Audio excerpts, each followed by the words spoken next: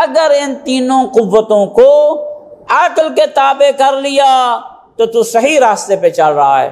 تیرا کاروبار بھی ٹھیک ہے، تیرا دکان پہ جانا بھی ٹھیک ہے، تیرا ٹیچنگ کرنا بھی ٹھیک ہے، تیرا دین پڑھنا بھی ٹھیک ہے، دین پڑھانا بھی ٹھیک ہے، چونکہ تو عقل کے تابع ہے. اور عقل یقیناً یہی کہے گا کہ تو دکان پہ جا اس لیے تاکہ تو کمائی رزق حلال کر کے اپنے بچوں کا پیٹ پال سکے. عقل تجھے کہتا ہے کہ تو ٹیچنگ اس لیے کروا تاکہ تو بچوں میں اپنی نئی نسل میں علم پھیلا سکے.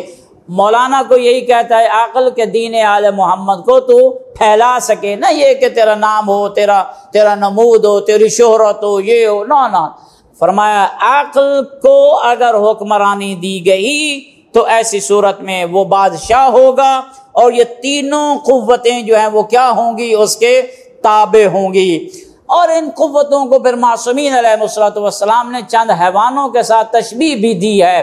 فرمایا غضب والی قوت جو ہے کتے والی قوت ہے، چونکہ غضب سے وحشی افعال صادر ہوتے ہیں، کتوں سے بھی وحشی افعال صادر ہوتے ہیں. اس کو جو ہے وہ ڈنگ مار، اس کو نقصان پہنچا. فرمایا غضب کی قوت جو ہے وہ کتوں والی ہے. اور شہوت کی قوت کو خنزیر کے ساتھ تشبیہ دی ہے.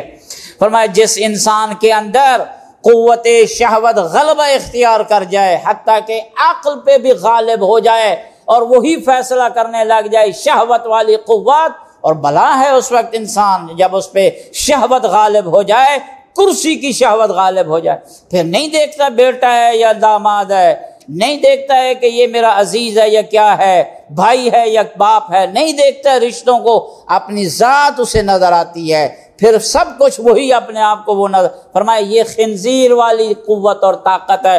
گویا اس وقت انسان ہوتا انسانی شکل میں ہے، در واقع وہ خنزیر ہوتا ہے جس پہ یہ شہوت والی قوت جو ہے وہ کیا ہے؟ غالب ہو جائے. اور وہمی قوت جو تیسری قوت ہے، فرمایا یہ شیطانی قوت ہے.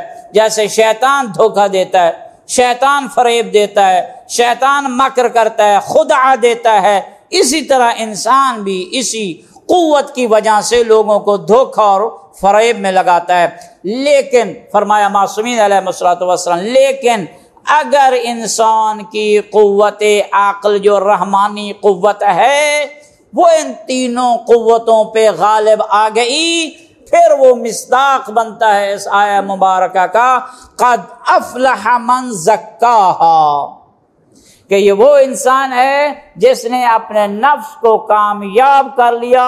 اور کامیاب کرنے والا نفس وہی ہے جس نے اپنے نفس کو پاک اور پاکیزہ رکھا. تزکیہ نفس، اپنے نفس کی تطہیر جس نے کر لی، غیبت سے، جھوٹ سے، فراڈ سے، غضب سے، اس قسم کی جو برائیاں ہیں، باطنی برائیاں ہیں، ان سے جس نے اپنے نفس کو طاہر اور مطہر کر لیا، قد افلح، وہ انسان کیا ہو گیا؟ کامیاب ہو گیا. یہ کب ہوتا ہے؟ جب انسان کی عقل جو ہے وہ غالب آ جاتی ہے. لیکن اگر انسان کی عقل جو ہے وہ غالب نہ آئے اور انسان کی یہ غضب والی قوت اس پہ چھا جائے، یا انسان کے اوپر وہم والی قوت ہر وقت فراڈ دینے کے چکر میں ہے، ہر وقت مکر دینے کے چکر میں ہے، ہر وقت دھوکے دینے کے چکر میں یہ قوت غالب آ جائے، پھر آقا فرماتے ہیں کہ اس پہ یہ آیت فٹ آتی ہے. وہ کیا ہے؟ وَقَدْ خَابَ مَنْ دَسَّاهَا، وَقَدْ خَابَ مَنْ دَسَّاهَا، ناکام و نامراد ہو گیا وہ انسان جس نے اپنے نفس کو پاک اور پاکیزہ نہیں کیا.